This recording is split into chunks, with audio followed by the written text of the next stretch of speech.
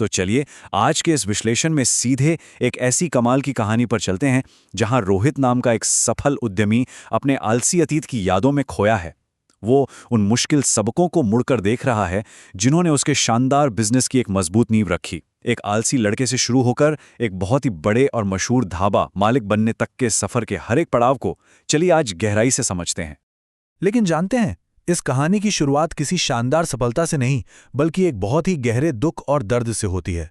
भगवान, मेरा बेटा मुझे वापस दे दो।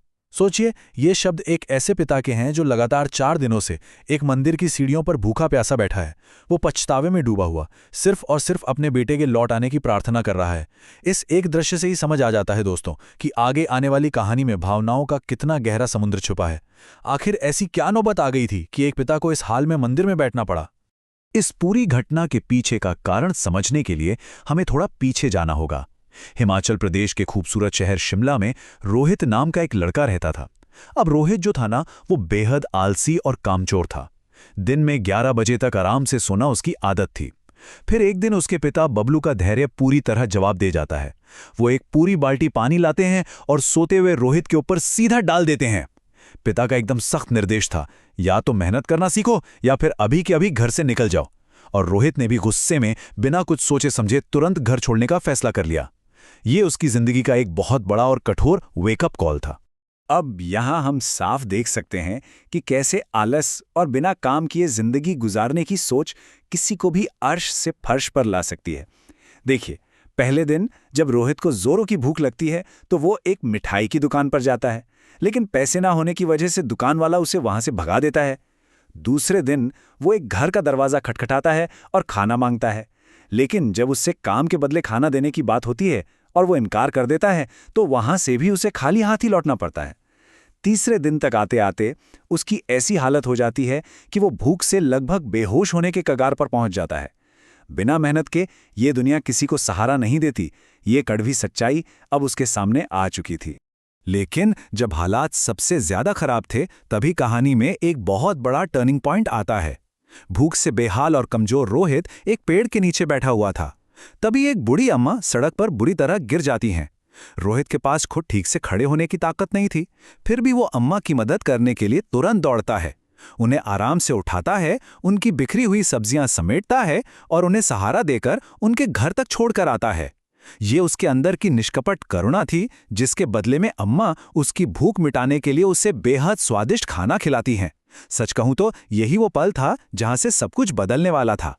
अब आती है इस कहानी की सबसे इंटरेस्टिंग चीज, जादुई मसाला। अम्मा रोहित के इस मदद से इतनी खुश होती हैं कि वो उसे एक छोटा सा डिब्बा देती हैं। इस डिब्बे में एक ऐसी खास किस्म का मसाला था जिसे खाने में डालने से उसका स्वाद सीधा 4 गुना बढ़ जाता था। लेकिन एक बहुत बड़ी शर्त थी, इसका इस्तेमाल सिर्फ और सिर्फ अच्छे कामों के लिए ही किया जा सकता था। अगर थोड़ा गहराई से सोचा जाए तो ये मैजिकल मसाला दरअसल अच्छे कर्मों, करुणा और कड़ी मेहनत का एक प्रतीक ही तो है। क्योंकि जब सच्चे मन से मेहनत की जाती है ना, तो सफलता का स्वाद अपने आप कई गुना बढ़ ही जाता है। तो चलिए अब देखते हैं कि इस मसाले ने एक बिजनेसमैन को कैसे जन्म दिया। रोहित के अंदर से अब वो आलस पूरी तरह खत्म हो चुका था। उसने बेसिकली 3 कदम उठाए। पहला, उसने कहीं से कुछ पैसे उधार लिए ताकि शुरुआती सामान खरीद सके। दूसरा, उसने एक छोटा स्टोव, गैस सिलेंडर और एक टेंट खरीदा, जिसे उसने वहीं उस पेड़ के पास लगाया जहां अक्सर लोग घूमने आते थे। और तीसरा, उसने मैगी बनाना शुरू किया और उसमें वो जादुई मसाला मिला दिया। देखा जाए तो ये बिल्कुल जीरो से शुरू किए गए किसी मॉडर्न स्टार्टअप की तरह ही लगता है ना? और फिर आता है हर बिजनेस ओनर का वो सबसे खूबसूरत और नर्वस पल, पहला ग्राहक। एक थका हुआ आदमी आकर रोहित से मैगी मांगता है। रोहित थोड़ा घबराया हुआ जरूर था, लेकिन जैसे ही उस ग्राहक ने पहला निवाला खाया, उसका रिएक्शन एकदम शानदार था। उसने ऐसी स्वादिष्ट मैगी अपनी पूरी जिंदगी में कभी नहीं खाई थी। इस एक कस्टमर के रिएक्शन ने न सिर्फ उस मसाले का जादू साबित कर दिया, बल्कि देखते ही देखते वहां लोगों की अच्छी खासी भीड़ जमा हो गई। अपनी पहली कमाई हाथ में आते ही रोहित को यह एहसास हो गया कि उसके पिता बिल्कुल सही थे। मेहनत से किस्मत सच में बदलती है। लेकिन क्या सफलता का रास्ता हमेशा इतना ही आसान और सीधा होता है? बिल्कुल नहीं। जैसे हर बिजनेस में अचानक से मुश्किलें आती हैं, वैसे ही रोहित की जिंदगी में भी एक भयानक तूफान आया। शाम के समय जब रोहित अपनी इस छोटी सी सफलता को एंजॉय कर रहा था, तभी अचानक आसमान में काले बादल घिर आए, बहुत तेज हवाएं चलने लगी और मूसलाधार बारिश शुरू हो गई। एक तेज झोंका आया और उसकी पूरी दुकान, उसका वो छोटा सा टेंट, सब कुछ हवा में उड़ गया। उसका सारा सामान बारिश में भीगकर पूरी तरह बर्बाद हो गया। ये एक ऐसी परेशानी थी जो किसी का भी हौसला एक सेकंड में तोड़ सकती थी। इस मुसीबत के वक्त रोहित ने क्या किया होगा? क्या वो टूटकर वापस वही आलसी लड़का बन गया? जी नहीं, दरअसल यही उसकी लचीलेपन यानी रेजिलियंस की असली परीक्षा थी। उसने हार बिल्कुल नहीं मानी। उसे अपने पिता के सिखाए हुए वो अनुशासन के कठोर पाठ याद थे। उस तूफानी रात के गुजरने के बाद अगली ही सुबह उसने अपना टूटा फूटा और भीगा हुआ सामान इकट्ठा किया, बर्तन साफ किए, अपने स्टोव को सुखाया और वही टूटी हुई दुकान दोबारा खड़ी कर ली।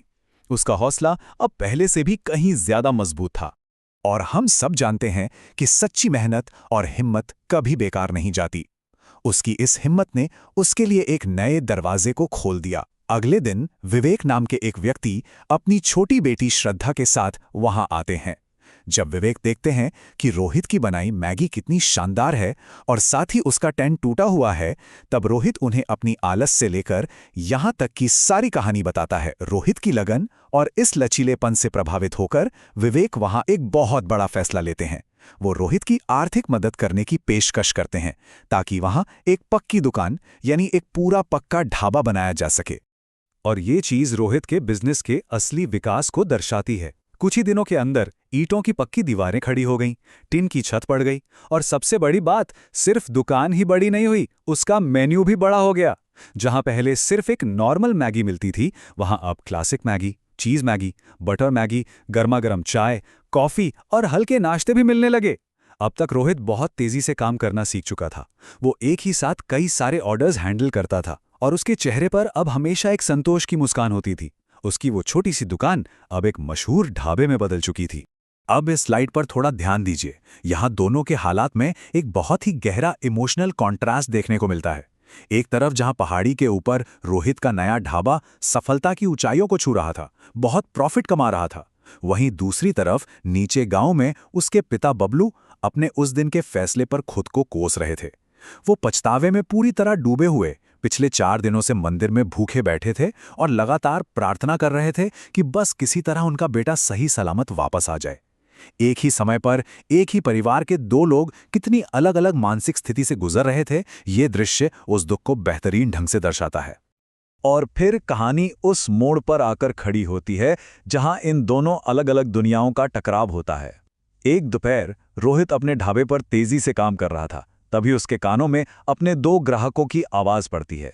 वो दोनों उस आदमी के बारे में बात कर रहे थे जो मंदिर में कई दिनों से भूखा प्यासा बैठा अपने बेटे को ढूंढ रहा था। जैसे ही रोहित को ये पता चलता है कि उस आदमी को लोग बबलू कहकर बुला रहे हैं, रोहित के हाथ अचानक रुक जाते हैं।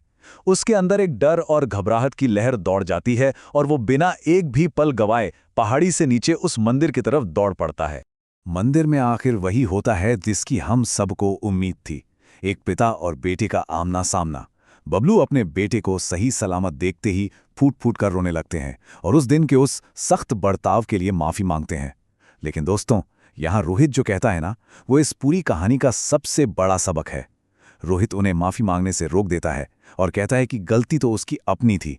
रोहित आज ये मानता है कि अगर उस दिन बबलू ने वो सख्ती नहीं दिखाई होती, अगर उन्होंने उस पर वो पानी नहीं फेंका होता, तो वो अपना आलस कभी नहीं छोड़ता और आज एक इतना सफल इंसान नहीं बन पाता। पिता की वो सख्ती ही असल में उसकी सफलता का सबसे बड़ा मोटिवेशन बन गई थी। इस जज्बाती पल के बाद रोहित अपने माता पिता को अपने उस नए और मशहूर ढाबे पर ले जाता है। जब बबलू उस बड़े ढाबे को देखते हैं तो हैरान और खुश दोनों होते हैं। रोहित उन्हें बड़े प्यार से एक टेबल पर बैठने को कहता है और खुद किचन में जाकर अपनी वही मशहूर जादुई मसाला वाली मैगी बनाकर लाता है। जब वो अपने हाथों से बनी वो मैगी अपने पिता को परोसता है तो वो पल न सिर्फ उसके बिजनेस की सफलता को दिखाता है, बल्कि पिता के द्वारा सिखाए गए उस कठोर प्रेम यानी टफ लव की सार्थकता को भी पूरी तरह प्रमाणित करता है। लेकिन सच कहूं तो कोई भी सफलता तब तक अधूरी है जब तक आपके अपने लोग आपके पास ना हों। इस कहानी का सबसे सुखद अंत ये होता है कि अब वो पूरा परिवार मिलकर उस ढाबे को चलाता है। बबलू अब आने वाले ग्राहकों का खुशी खुशी स्वागत करते हैं, उनसे बातें करते हैं। रोहित अपनी वो शानदार मैगी और चाय बनाता है और उसकी माँ रसोई के कामों में खुशी से मदद करती है। इस पूरे विश्लेषण से हमने यही देखा कि असल सफलता सिर्फ पैसे कमाने में या बिजनेस बड़ा करने में नहीं है, बल्कि अपने परिवार के साथ खड़े होने और किसी भी संकट में लचीलापन दिखाने में है। इस विश्लेषण के अंत में मैं चाहूंगा कि हम सब इस एक प्रश्न पर जरूर विचार करें। एक आलसी लड़के से सफलता तक का ये शानदार सफर आखिर कैसे मुकम्मल हुआ? कैसे थोड़ा सा अनुशासन, दूसरों के प्रति सच्ची करुणा और मुसीबतों के सामने डटकर खड़े रहने की क्षमता किसी भी व्यक्ति की किस्मत पूरी तरह बदल सकती है। रोहित की ये कहानी सिर्फ एक ढाबे की आम कहानी नहीं है, बल्कि उन सभी के लिए एक प्रेरणादायक गाइड है जो अपनी जिंदगी में बड़े लक्ष्य हासिल करना चाहते हैं। जब भी जीवन में मुश्किलों का सामना हो तो हमेशा याद रखिएगा कि हो सकता है आपका वो मैजिकल मसाला आपकी उसी कड़ी मेहनत और हिम्मत के भीतर कहीं छिपा हो। आज के इस विश्लेषण में हमारे साथ जुड़े रहने के लिए आपका बहुत बहुत धन्यवाद।